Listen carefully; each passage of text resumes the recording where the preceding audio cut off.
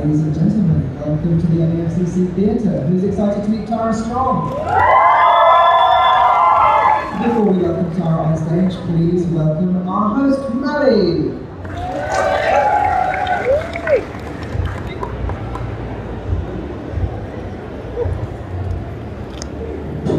How is everybody doing today? Jake, how many of you guys have been here 3 days in a row? Oh, it's a lot of hands though. And how many of you guys? How many of you guys is your first con? Oh, what did you say? Welcome to the Ladies Home Comic Con. Nice to have you guys. We're very lucky today. If you grew up watching cartoons at all in your life, you've heard of this. So we're all pretty lucky. She's on her way. We're just gonna get the gang going, so to speak.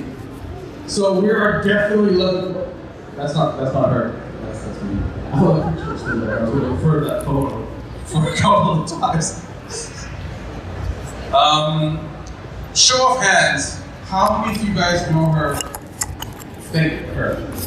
From Rugrats. How many of you guys know her from Teen Titans? Ben 10? Oh, keep your hands up. It applies to you. Just keep your hand up. So Ben 10. Okay. Teen Titans go. More hands. All right. What about this? How many of you knew she was in Princess Mononoke? Thank you, sir. So yes, she's also done a lot of anime work. She was in Princess Mononoke. She was in Spirited Away as well. All right. Show of hands. How many of you know from her work in Metal Gear Solid? There we go. It is insane the amount of work Tara's done. So we're really lucky today. I mean, at least I am. I don't know if you guys are too. I had a one-on-one with this fun. Lucky? Hey, yes, I am. Who said that? I am quite lucky. Quite blessed. But no, she's a great person. She's terrible amounts of fun to talk to, and we're all in for a treat. Did you also know she was on Family Guy? Man, you know a lot, man. You're a true fan. I like that. She was Meg Griffin's singing voice. So all of Meg's songs, well, not all of them, a few of them, Tara. She's phenomenal. God, she's done so. Like, you know what I do? Like, before every panel, you sit down and you watch like previous interviews off you, the person you're going to speak to. You sort of note down all the stuff they've done, so you have like this arsenal of things you can talk about. And I was doing that with Tara, and it was bizarre how the list kept growing. And I'm like, I'm running out of space on my queue. I think she's here. Is she here? She's here! Welcome! Yo, they're excited to see you. I was just trying to warm up, but they're pretty warm, so I'm just gonna. Ladies and gentlemen, Tara Strong!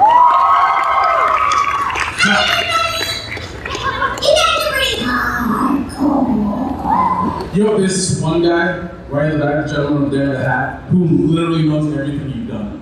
Really? We were doing like a show of hands to say like, do you know her from? And his hand just never went down. It's impressive. He knew the singing voice of Meg from Family Guy. He was the only one. I think there was one other person there. So ladies and gentlemen, I have two of you. Ladies and gentlemen, Tara Strong. Nice to meet you guys. Thanks for coming. Oh, thank you for coming. It is legitimately an honor to have you here. Aww. Your career goes back like donkey years. It's as long as I've probably lived. Probably longer. I hope not.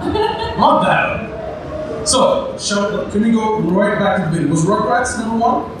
No, that was until I moved to Los Angeles. Okay. My first job was the voice of Hello Kitty when I was 13. What? Hello Kitty's Fairy Tale Theater is proud to present The Wizard of Oz. Oh, that's tight. And then I did Beetlejuice and Care Bears and Little Bit Monster, and there was a lot of production in Toronto that I did. And then I moved to LA when I was like 21. Oh, wow, that's a... Yeah, and so I already had a very substantial career, and then I did Batgirl and Powerpuff Girls, and then Rugrats, and a lot of stuff started happening a couple years after I moved to town. But when I first moved to LA, I had to get people to know who I was there, and I was pretty broke. Like, I was eviction notice broke at first. Wow. So don't give up on your Nobody would have gone that far back. Nobody would have Tara. She's fun. Yeah, no, it's true. I remember thinking, like, maybe I should go home because I was established. in Toronto, but I always knew I wanted to be in Los Angeles, so even ever since I was 4 or 5 years old. It's such a hard thing for us. Like you just said, you were on eviction notice, and that's like impossible for us. When I speak for myself, I'm sure you guys agree it's impossible, because you've been in everything. You've been Batgirl and Harley Quinn. You were Raven twice. Many times. Well, so that's a good point. Raven in Teen Titans, and then Raven in Teen Titans were two very like different characters or versions of the same character. What's that like? I mean, in Teen Titans, she's Raven, in Teen Titans, she's Doogie. She's probably one of the characters that stayed pretty true to herself. Like, everything bothers her, no matter what world she's in. I was just really happy they kept the original cast, because Sometimes they don't. and we love each other so much, and we're really a family, the Teen Titans. So when I found out it was coming back, I first thought it was going to be season 6, which I'm sure people here would love. I keep telling them, and then did you guys see the Titans movie? Yes. Okay, so the first time I saw it, and I watched how they did the end scene, I was like, you guys are bringing back the original? Then they said, well, we don't know. I'm like, you can't put that in the movie and then not bring back the original. And then they said, okay, if it does really well, we'll bring it back. And I said, can I tweet that? And the guy said, yes.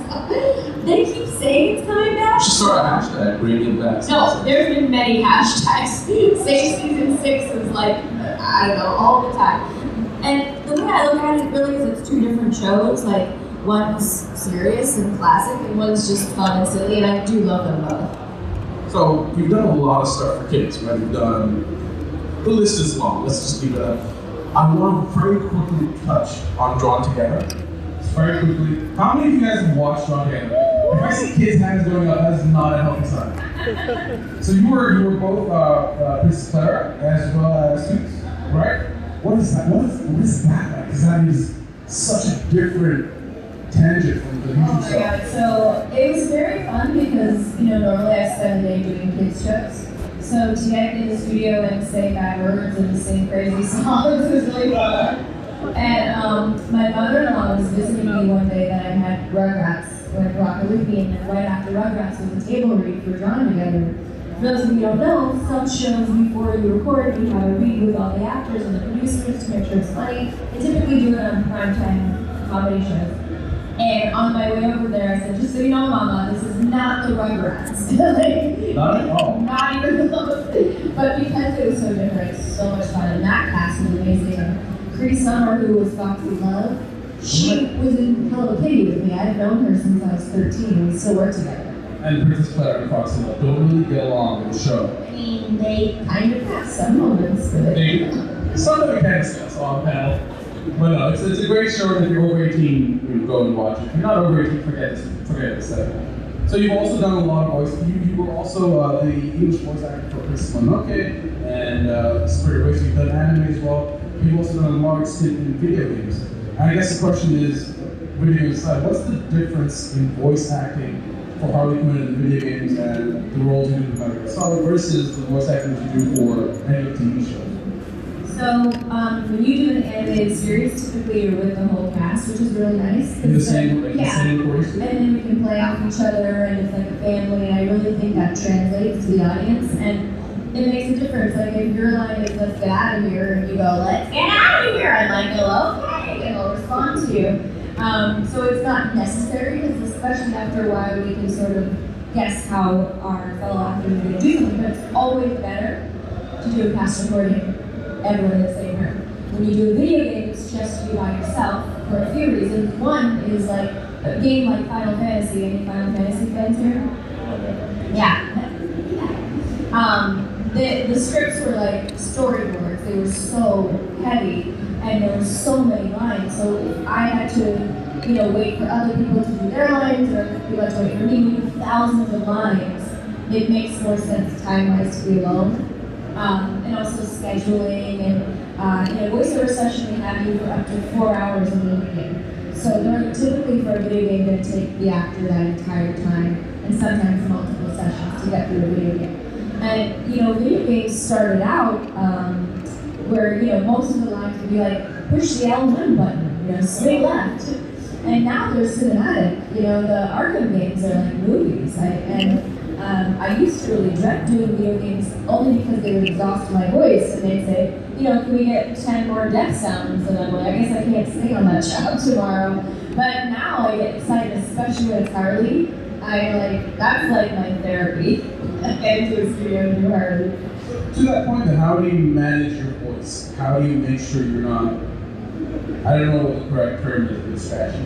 You know, like when it gets tired? So, I mean, when your voice gets tired, you go on vocal rest. If you're sick, you do not go to studios. You don't want to get the other actors sick. I do tea with honey, and I've never smoked. I just, yeah. Thank you. I take care of my voice, and I take singing lessons, which I always tell people that if you're wanting to get into the business, it's a great thing to do because your vocal cords are muscles, so you learn how to protect them and what your range is and what you can do. So I'm definitely pretty careful with my voice. You've also done some charity work with My Little Pony, if I remember. I think it was Bronies for something. Bronies for Good. Bronies for Good. I do a lot of charity work on my Twitter. You know, when you have almost 400,000 followers and there's a sick kid and I say everybody donate $1, You're done? yeah. So my favorite thing in social media is connecting with fans and raising money for charity. So then on that note, what is the most, what is the best reward you get? Like I'm sure you travel the world and you go, this is not the first time I've gone, and you go, what is it like? You go everywhere you go, you have kids who are like, I'm pregnant! Or bubbles, or so on and so forth. What is that like? What was your best memory along those lines? It's so rewarding, and I love seeing little kids dressed as my characters. It's really fun. I love seeing old people dressed as my characters too. I was going to dress up as Raven, but I've seen plenty of dudes cosplay Raven. It's awesome. There's a big Raven over there. It's so sweet to connect with the fans, and you know, were you guys in the panel yesterday? Anyone here yesterday? So, you know, a couple of the really touching moments, I'll just say them for the people that weren't here, was this girl dressed as Raven, and she was talking my ear off, and she hadn't spoken in 5 years. And, you know, so many people say that my characters help them feel not alone, because there's always something that someone can relate to in what I do, so they thank me for their childhood a lot. It was funny today, a few times, there's like little kids, like, they look like 7, and they're like, you were my childhood. I'm like, you are a child. you're still in your childhood. Years ago. Can you share something? I think one thing that you touched upon was very interesting, which is that you do a lot of the show and TV voice acting in a room with the other actors, and I assume that's where the family relationship with the other partners comes in. Can you share a couple anecdotes of like, stuff that we wouldn't get anywhere else? Like fun stories for the rest of the cast. Something nice. Well, it's super fun to watch a session, so if you ever come visit, let me know. I will, on the next one. And some of the funniest stuff is said in between takes, and we improv, and we're always being very silly. Like, if the guy at Cartoon Network ever wants to sell the tapes behind the scenes of Powerpuff Girls, I'm going to be in a lot of trouble. No, hopefully he won't. But we would, like, rewrite the lyrics to the theme song and make it not child friendly. Like an example would be like,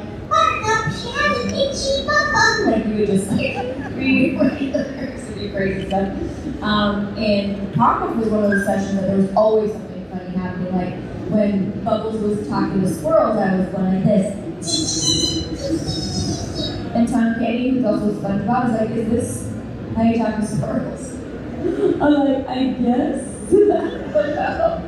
But we had lots of great experiences. I had a girl go to the bathroom once in the studio. She didn't know she could leave. What's her mics? She was on mic and she didn't know she could This is leave. free audio. Poor thing. So what about, before I'm going to move into more one last question. Future projects. What are things you're working on that you can't tell us about? And things that you So nobody, I don't know if you guys get Unikitty, but that's a really, you do? Oh, okay. So I'm working on Unikitty Still, which is fun, and the new DC Superhero Girls by Lauren Faust, which is an amazing show. Yeah, it's so good. And Rocky and Bullwinkle on Amazon. If you haven't seen season 2 yet, you don't even have to watch 1.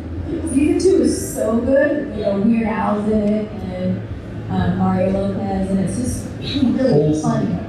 It's such a funny show. It's beautifully animated. I have an on-camera movie coming out. It's a zombie comedy thriller that Carlos Alazraqui from Reno 911 co-wrote. There's a Kickstarter on the internet right now for that, and it was a lot of fun. Except taking off the zombie makeup, that wasn't so fun. How much time is prosthetics there? It was a little over an hour to take it off and like almost to put it on and then almost 2 hours to take it off. Sitting there, just like... Yeah, and at some point I was getting frustrated and I just started like ripping off the costumes. I was like, they're like, Tara, don't do that, you're ripping your skin. I'm like, I don't care. Just like, it's on my body. Okay, we're gonna open up to you guys, show of hands, and we'll start with you. Start with the young man over there. Oh, we're gonna get you a mic. What led you to start doing voice acting?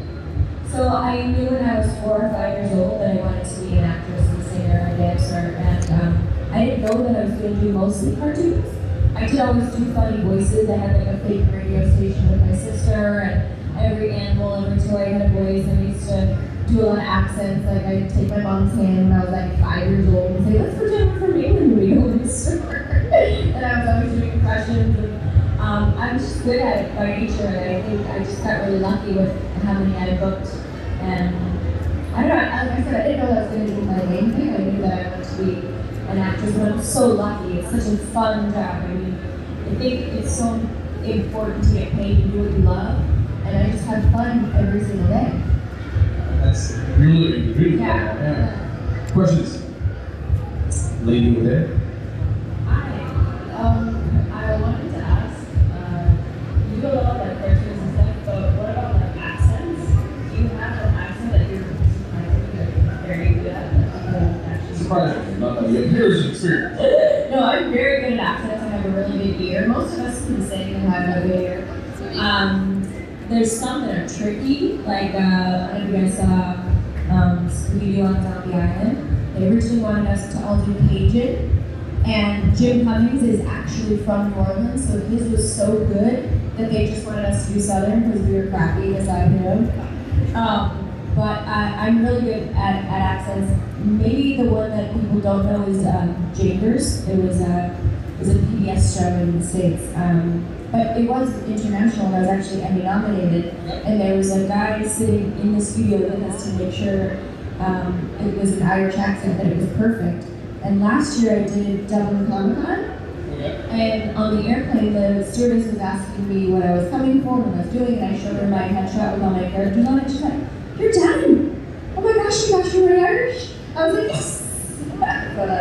That's true recognition. If they didn't leave, if an Irish person said probably Irish, you've done it well. Yeah, exactly. That's a really good question, because one of the follow-up to that would be, you play so many distinct characters, distinct personalities, and then distinct voice actors with notes. How do you separate them, so to speak? How do you make sure like Bubbles is not the same as Timmy Turner, is not the same as Ben, is not the same as Ray, in terms of personalities?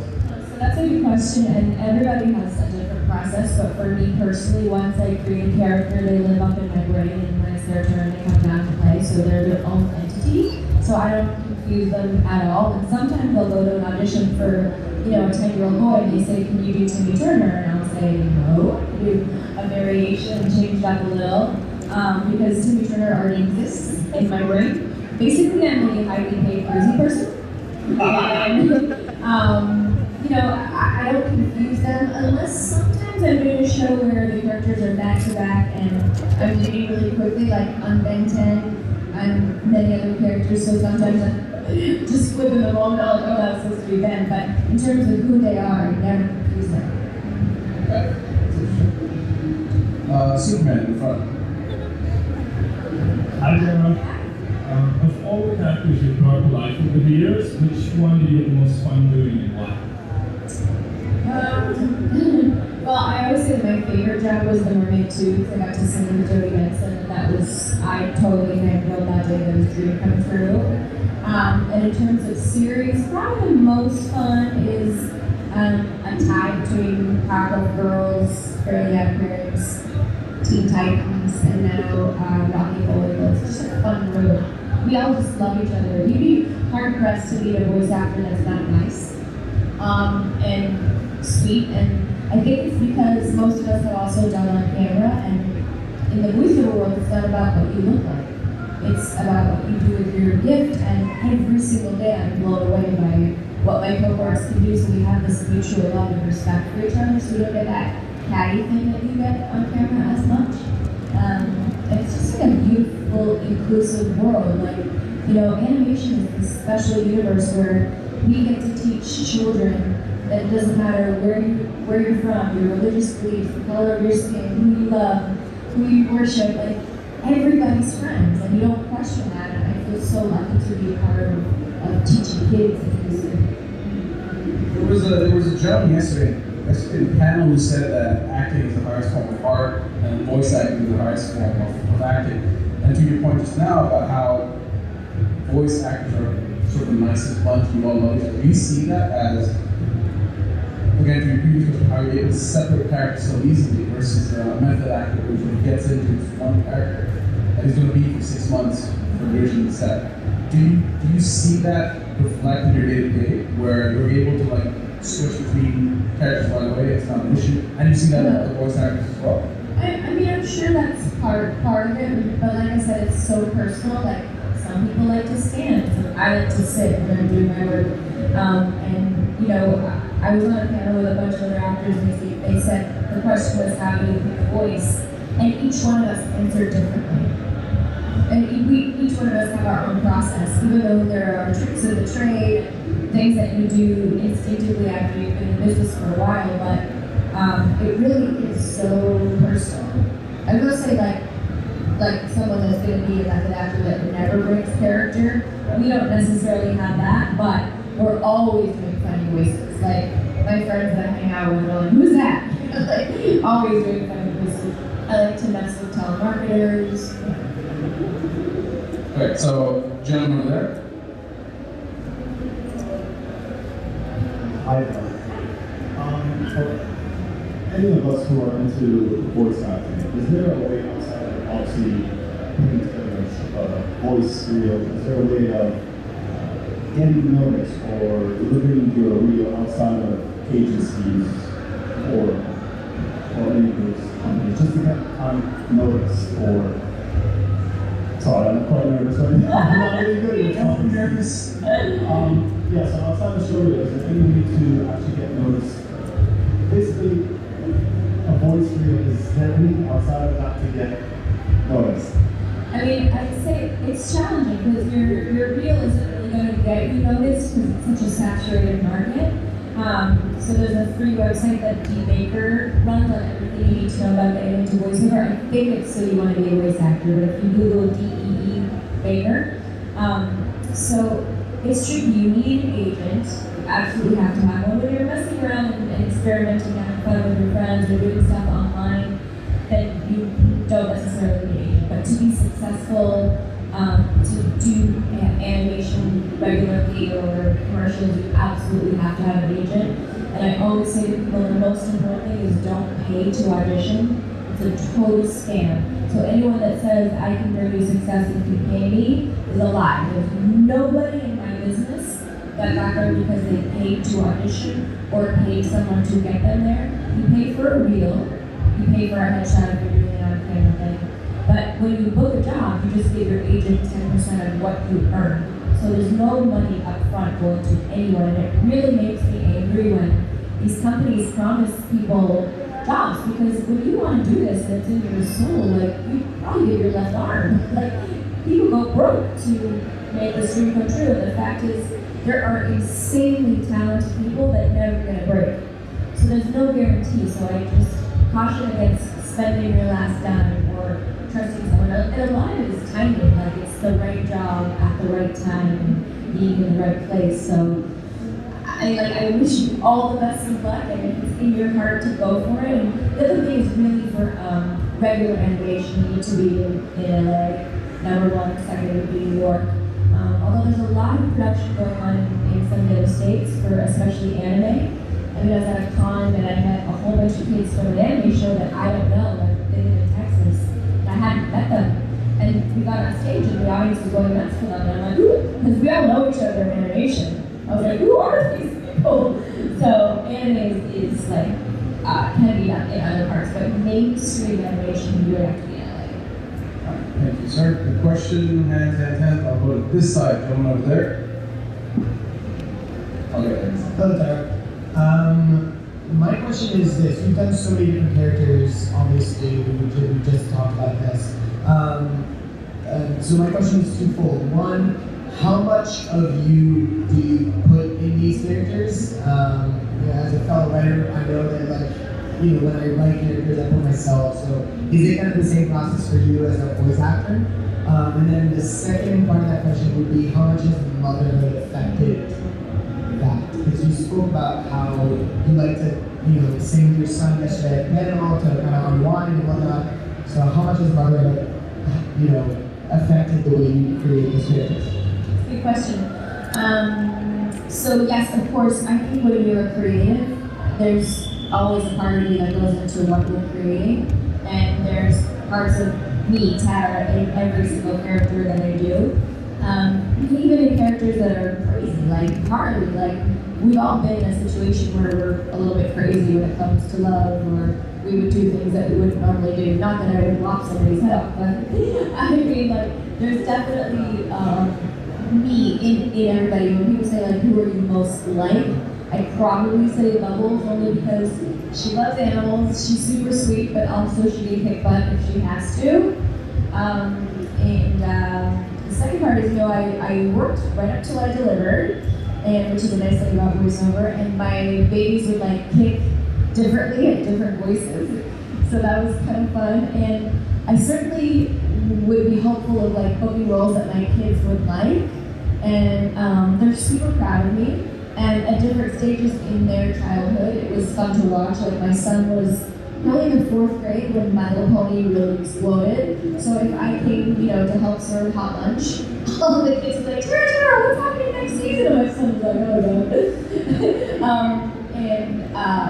no. They watched different shows, and my younger one likes to play Injustice, so like I'll come home and he's like, Mom, I just killed everybody as you. I was Harley killing people.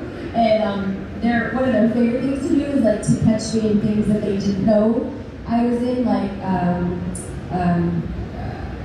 Rick and Morty. They'll get really excited to hear me in that, or Family Guy. I was in my bedroom and I heard my younger one laughing really loud. He's like, Mom, get in here! And he's like, Stewie has to go to an orphanage, and there's kids from all over the world, and you're every one of them. So I like when they get a kick out of what I do too. So, That must be rewarding. Yeah. You know your kids are going to come across at work. It's good to let them figure it out. Which one's mom and which one's not. Yeah, and they're pretty good at finding me. And sometimes we're in line at Target, and my son's like, my mom's Timmy Turner. Do you guys know that? And mostly, like in my real life, I get recognized here and there. But in the States, we have a company on Canada here, GameStop, where you go to buy like video games and stuff. And there, I always get recognized, so my kids really like going there with me. Like, the girl or the guy at the register is like, oh my god, and I was like, aw, and especially at cons, I brought them to Comic-Con San Diego, and everywhere we went, people recognized me. They're holding my hand, like, Mom, what does that feel like? And I remember saying to my son, what does it feel like for you? And it's pretty cool. Your boys sound cool, man. Yeah, they're good. They sound like the kind of kids who would rank you. And at places you wouldn't like Target. Oh yeah. No, they're good. They're good boys. I'm really excited. What are the names? Sam is my older one. Okay. And Aiden is my younger. Sam and Aiden. Lady up there. I'll move over to this side after. Hi, first of all, thank you. And You're welcome. hi, Tara. My question is more of a request. Can you have a conversation between Bubbles and Harley Quinn right now? Well, Bubbles would say, hi, Harley, do you want to do some coloring? Pretty take the pink, and then some blue. And Harley would say, listen, Bubbles, I'm not time for coloring. I gotta go get ready for my garden. Nice. That was really cool. On this side, I saw a bunch of hands. The gentleman in the Jedi outfit, right over there. Hello there. We have a good team back on. say thank you. Because not only your people from childhood, but also your performance as well as art from my project. Help me. Just hold it closer. I would say that first, thank you for being part of my childhood, and second, I'm thankful for helping me during my anxiety phase because your performance as well as powerful and well this magic helped me to overcome that when I was talking my new and while the point I related the most because she had the same issues that I all have from the meeting deadlines and problems from socializing and the speaker and beautiful voice that helped me to overcome that. So thank you. Oh, that's awesome, man. Can I give you a hug? Can I give you a hug? Yeah, he's so good.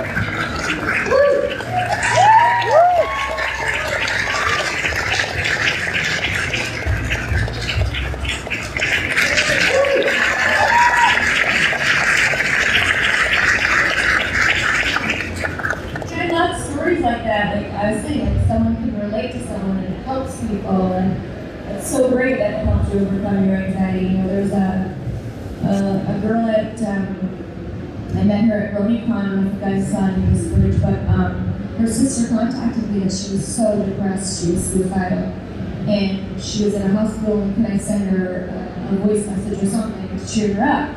And so she was a big Twilight Sparkle fan. I sent her a voicemail, and she was an artist, so I saw her art on her Facebook page, and I told her in Twilight's voice, like, "Dear Princess Celestia, you are so talented. I hope I tweet her one day into this message." And her sister thanked me so much and cheered her up. And 3 months later, I checked on her, and she said she's not doing very well. She was very, very bullied for loving My Little Pony. And she felt very alone, and I said, well, bring her to RoniCon. And she said, well, we live in Belgium. She's in the hospital. They won't release her without my mom. She won't travel with me. We can't afford it. I said, no problem. I put it on my Twitter, and within hours, we had enough money for their tickets from the Bronies, the My Little Pony fans all over the world, brought her to RoniCon. And the first time I met her was at the Tara Strong panel, which was like 3,000 people. It was a big panel. And so Emma was in the front row with her sister and her mom. And the first thing I did was brought her on stage and thanked everyone for bringing her. And she was shaking and she was hugging me. And we have become very, very close friends. We text each other all the time. And she's doing amazing. And she has a boyfriend, and her sister just had a baby. And you know, and her mom cried to me, and her sister cried to me and said, you checking on her 3 months later saved her life.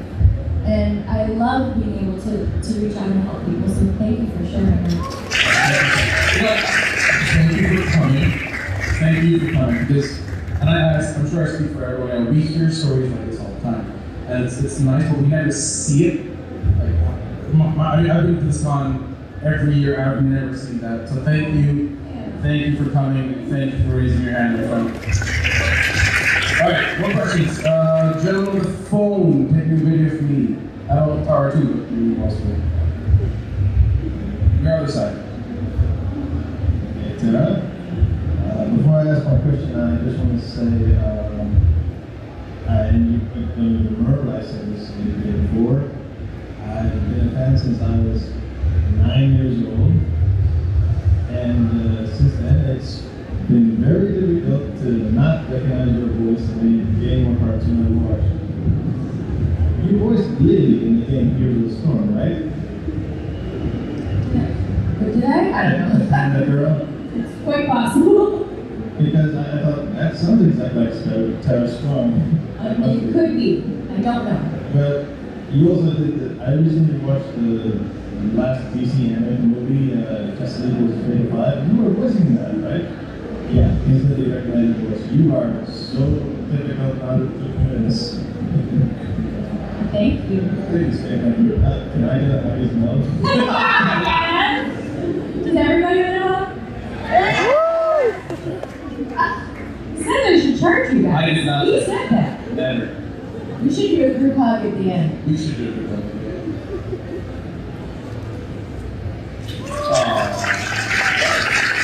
All right, let me see some hands. Let me see some hands. I want to give him I want to ask him to hear his question. Gentleman over the hat. Could you pass the mic over there? There we go.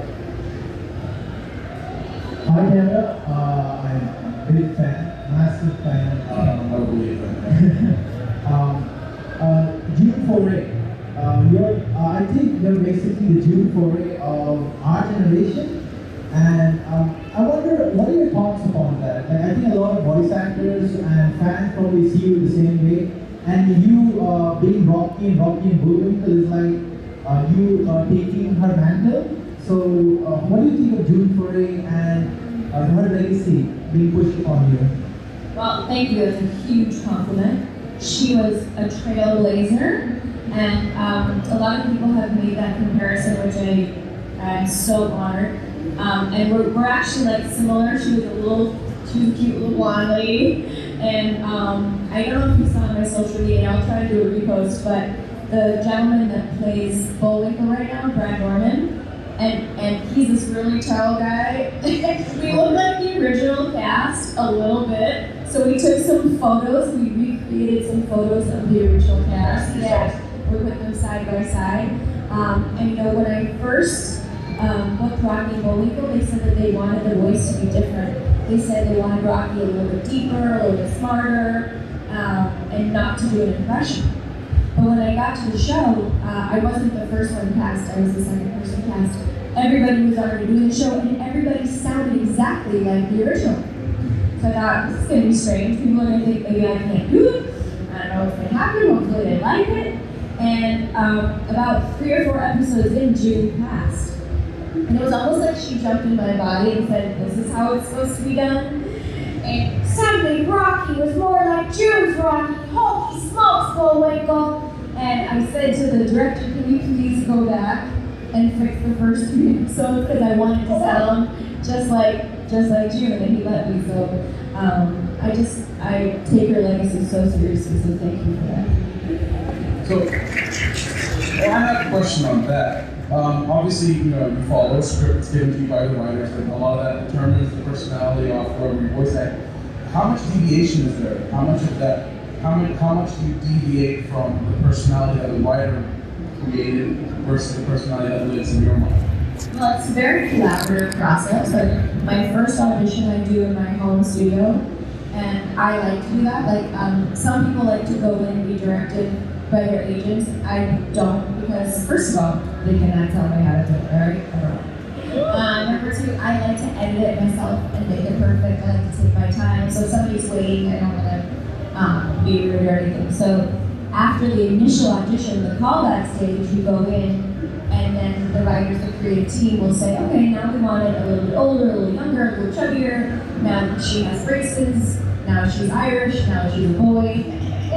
You have to sort of be able, to be either, like Plato. And so sometimes they wouldn't have even predicted that how it would sound. And the best example of that is Raven. Because initially when I went into audition, I thought I was just going to do basically my own voice. And I was already doing Batgirl and Ingrid Third and Sharita Wicked and all these highly extreme Ghostbusters, very tragic teenage girl characters.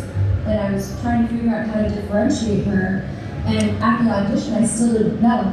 And then I was walking out and I said to the director, Andrea Romano, do you mind if I try one more thing? And it just came to me to have this weird little roll every time she said something. And they're like, oh my God, like nobody predicted that, myself included, was going to happen. And luckily, a lot of times they let you play. Sort of find that perfect mix. Okay. All right, let's see some hands. Technology's got a lot of chances. I'm going to come back to you if I can. Is that fair? That's fair, right? All right, I'm going to go to that gentleman over there. Yes, you, Richard. Hi, Tara.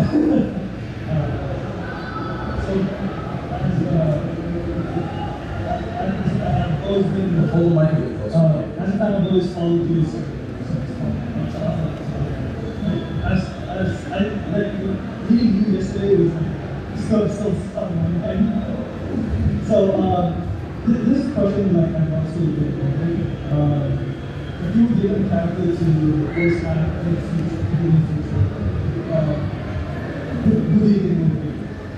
from probably like DC or Marvel or any other kind of show?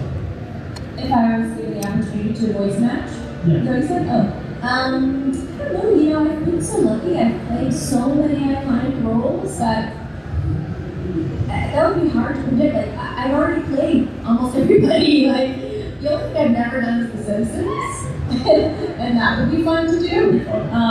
But I'm so lucky. I don't know how many people, probably not many, can say I got to play Raven and Batgirl and Harley and Ivy and Wonder Woman and Jane. Like, That's a lot of DC stuff, though. Huntress, Squirrel Girl, like Starling Witch. I've played so many iconic characters. I'm just like so lucky. I can't even think of one that would be amazing. I already did.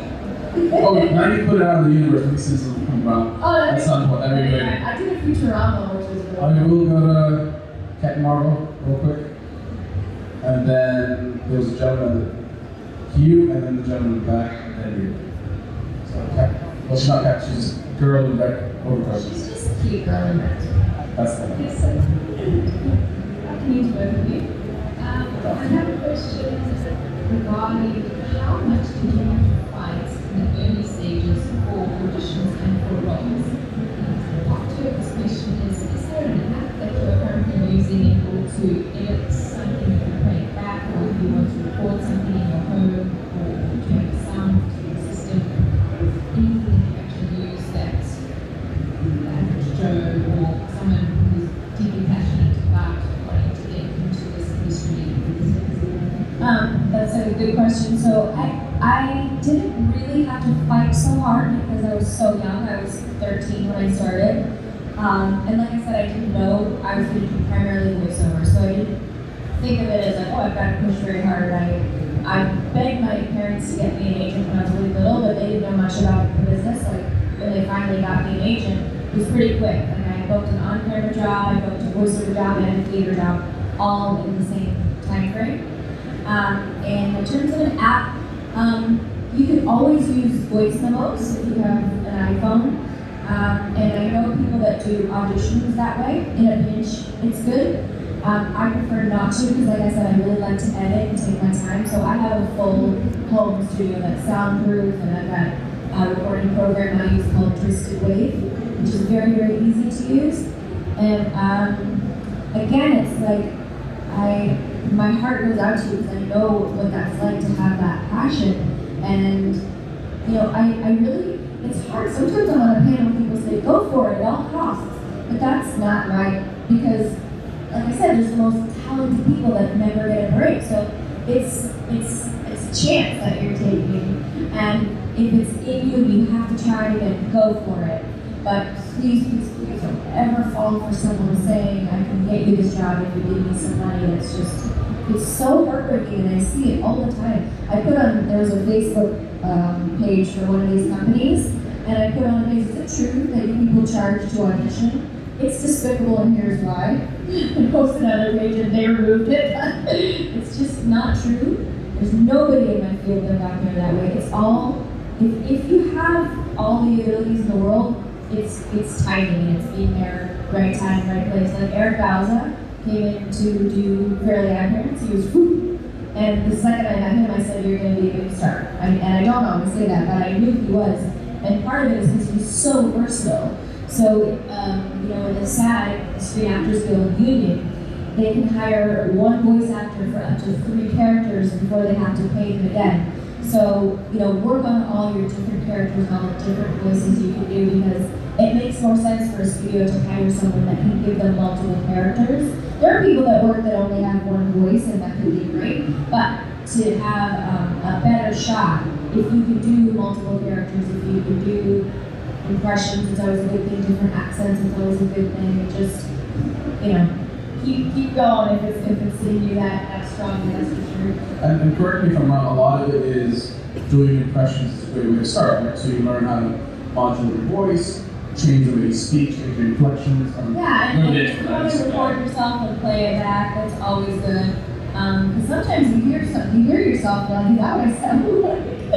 That is always a shocking experience. The Yeah. first time you hear yourself on a mic, Yeah. that's me. Yeah.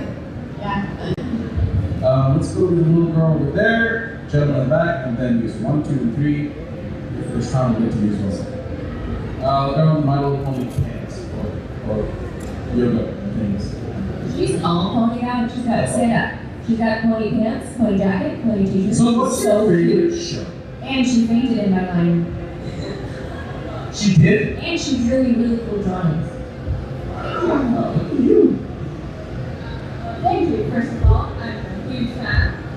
So, Hasbro mentioned that this season My Little Pony will be the last one. But they seem to be planning another generation. Will you be forcing Twilight Sparkle in that other generation? None of the babysitters with the new one. What? I don't know anything about it. I just know that it's all new cast, all new ponies. I'm sure they'll do videos and some equestrian roles at some point. But as far as I know, right now, the current ponies are not going to be used at all. Well, there's also a movie sequel. Will you be allowed? I think no. I think not. Thank you. Gentleman in the back in the black t-shirt. Morning, Max. Hi. It's been really nice having you here this weekend. Say that quickly. I had 2 questions, just really quickly. Has there ever been a character that pushed you to like another level and made you like evolve in any way? And the second question is, has there ever been any times that your family have been involved in anything with your career? Or like comic con kind of thing? So I'd say vocally, like just voice-wise, Terrence from Foster's Home was like next level boy, where people really didn't recognize me. It was pretty hard on my voice because it was always shouting. And in terms of personally growth and acting and growing, I'd say Harley. First of all, it was very intimidating to step into those shoes, and Arlene Sorkin, who is the quintessential Harley, was so gracious when I took over. And you know, the original Harley was basically she was an abused woman. She was the Joker's sidekick. And over the years, she's really transformed into her own power. And as that has happened, I have too.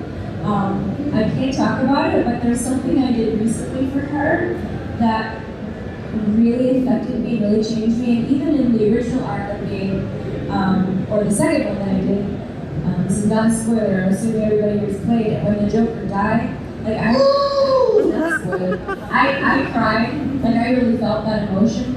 And now as she's grown without him, like I felt like I've grown with her too. And I have brought my kids to cons. They have a lot of fun. Sometimes they get bored now. My con right before this one was in Kansas, and my kids were at the hotel, and I said, "Can you guys come help? My line is longer than Shatner's." And my 14-year-old said, "Who's Shatner?" I had to catch him up on Star Trek. Gentleman in the front over here.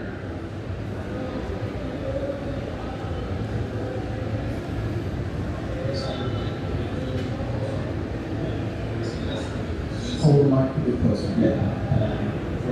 Excuse me. Fine, man. Live acting is very hard and challenging yourself, but the voice acting is challenging because when I was in the studio, we grew and you had your voice. You don't have to go through facial expressions, body language, and also you not have your cast members.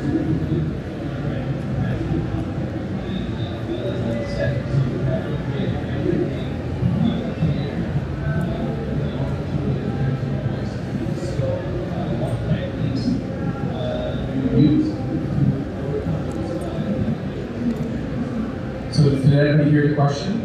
Wait. Yeah, so his question was, because you don't have a set around you, lighting and the other actors necessarily, how do you bring forth your acting in the studio? Which is a good question, because a lot of people say, oh, it's just reading, right? You never go, or if you watch behind the scenes at an animated session, the actor's just standing there. We're always moving around within the parameters of the microphone and being emotionally involved in all the characters. For me personally, I in my mind, see myself as whatever character I'm playing. I'm in those moments. Like I said, when the Joker died, I cried. And for me, all those things that might be conceived as tricks to make them come to life are me just being in those moments. It's an acting experience, which is another reason I always tell hopefuls to take as many acting classes as you can, scene study, improv, character breakdown classes, so that you can really tap into those skills when you're in the studio. And also, you always have to read the stage directions, which are the paragraphs in between the lines, because they'll tell you what's going on. So if my line is whoa, it's going to be different if I'm falling off a cliff or if I'm seeing a hot guy, right? So you got to know what's going on. And then as you work, you do learn certain tricks in front of the microphone, so that you're not screaming in the mic, or if you have to do like a blowing sound, you're blowing out a candle, you don't blow it right into the mic, you go like right under. And there's different tricks that you acquire after being in the studio a long time. And so much of that is confidence. And even if you don't have the confidence, like if you're nervous when you get into the studio one day, you gotta fake it, because they want to feel confident that you're gonna bring the acting forward. You know, studio time is expensive, so if they're taking a chance on a new person, you really have to own it and be in those moments. Thanks, a great question. Gentleman in the back over there. Yes, that's one. Hi, Tim.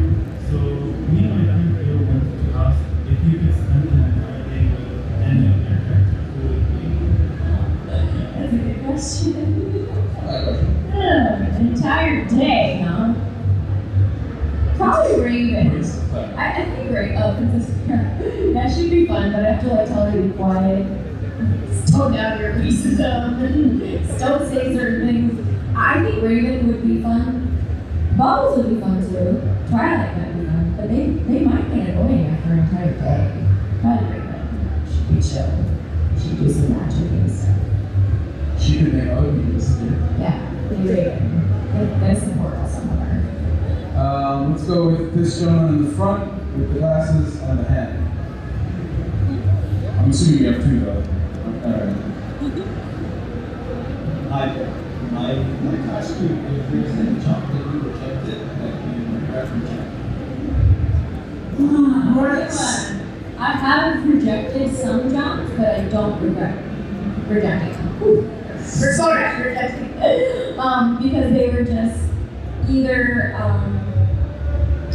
let's say there's a video game and they're like, okay, we have 1 million streams of death zones and they want to pay not union.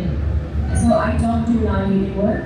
And it's because if you are in the union and you do non-union work, you can be fined, you can be kicked out of the union. So I don't regret not taking a non-union job.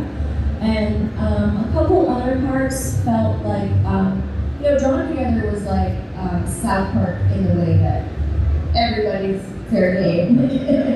But a couple parts felt, either inappropriate or racially where I didn't want to be, and I was like, no. And so I don't have any regrets about the ones that I said no to. I do have friends that said no to big on-camera parts that they thought would be stupid, and then turned out to be hugely successful. So you hear more of those stories in on camera, where it's like it started out that the script wasn't so great, so they pass. But then whenever there's a script that's the first script to shooting script is always so different. So it's like, oh, you turned down, this huge show, and then you have a lot of regrets. But luckily for me, I know. That's a good question.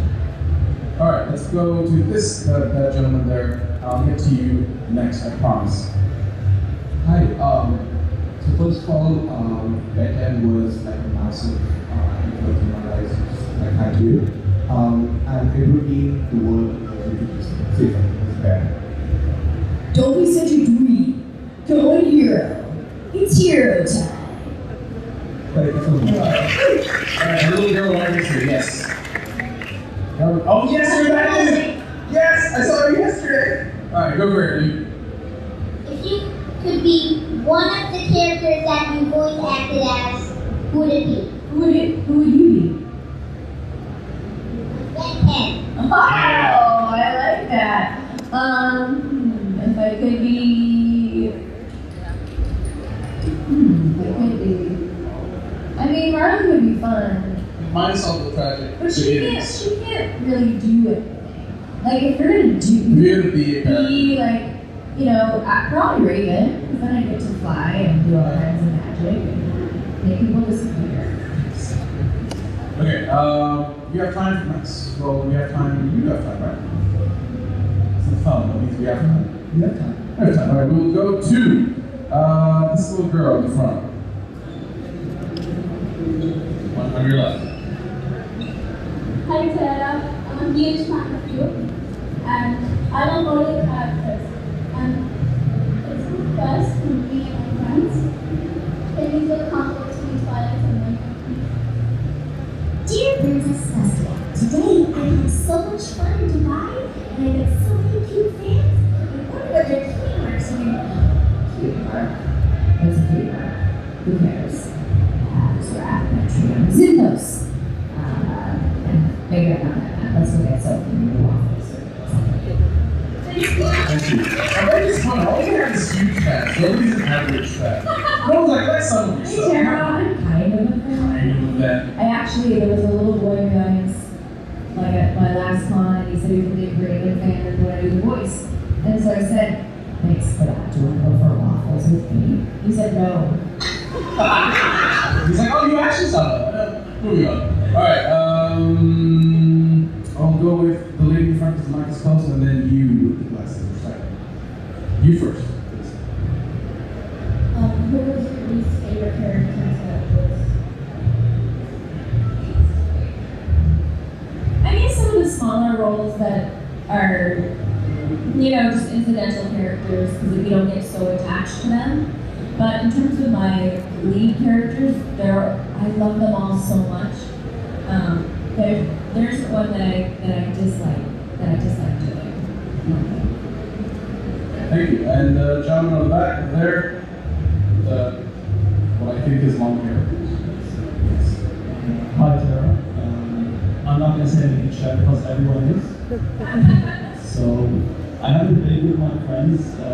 There's no undisputed voice actors who cannot argue about it. It's always you when we decide. But when it comes to native voice actors, there's always a debate between Notebook and Troy Baker. Can you settle this for us? A lot of responsibility. I know, I'm sure this isn't going on. Don't quote me on this, but. Oh my god. Well, I have to say I love them both so much. And in the same way that I was saying before, voice actors are so great, they're both the kindest, nicest guys. And that's like asking who your favorite kid is. I couldn't. Which one? Sam Raven. Yes, Sam. No, I don't know. I mean, they're both so talented. You know, Troy's been the Joker with me a few times, so I've an affinity for that. But Nolan, Uncharted, like he directed it and wrote it. I'm sorry, I cannot settle this. I failed at this task. You could have just thrown Kevin Conroy in the mix and just really made it weird. They should have made it easy, like one of them and Roger Craig Smith. That would be easy. Because Roger's like the bottom of the barrel. Just kidding. For now. Do you ever go on my Twitter and see? Do you guys see the videos of me and Roger? You ever watch those? Roger and I have this like standing joke that we hate each other. Oh, okay. And it's not real, of course. But every time I see him, and I'm with him all day Monday because he's on Ben 10 and then he's on Eat a Kitty. So every time I see him, I'm like, oh, Roger again. I'll say to the producers, like, it's in my contract to not have this guy in the studio. And like, we're always like, you know, pretending that we hate each other. And I saw him at another job another day. I'm like, oh, Roger, he's not even good. And I forgot that this is like all new people. So they're like, do you really not like him? I'm like, oh, no. He's great. Alright, I'm gonna choose you. Pikachu.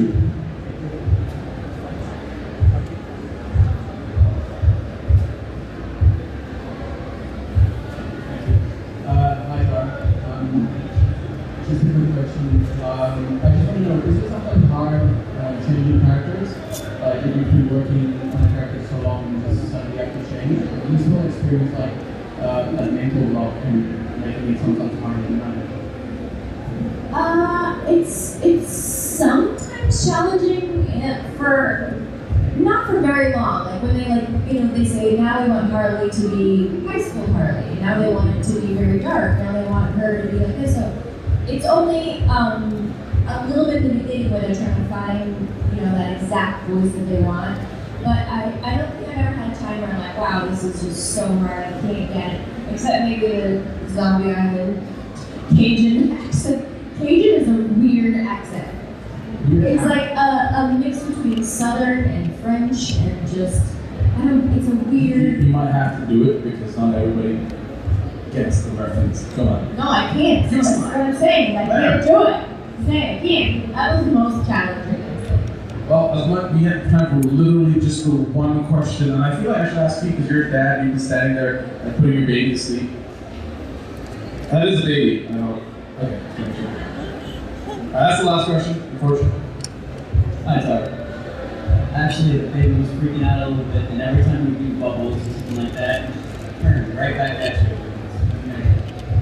But I had a question regarding if there was ever a job that you really wanted to get, but you never got. Any regrets on that area? Well, in terms of The Simpsons, I was still in Canada when they cast that, and that show is a really, really good paycheck. So that was really fun. People think, oh, you do voices, you must be a multi-millionaire. The truth is, every time you book a new job, you're back to scale. So scale at the union is something like 980 American dollars.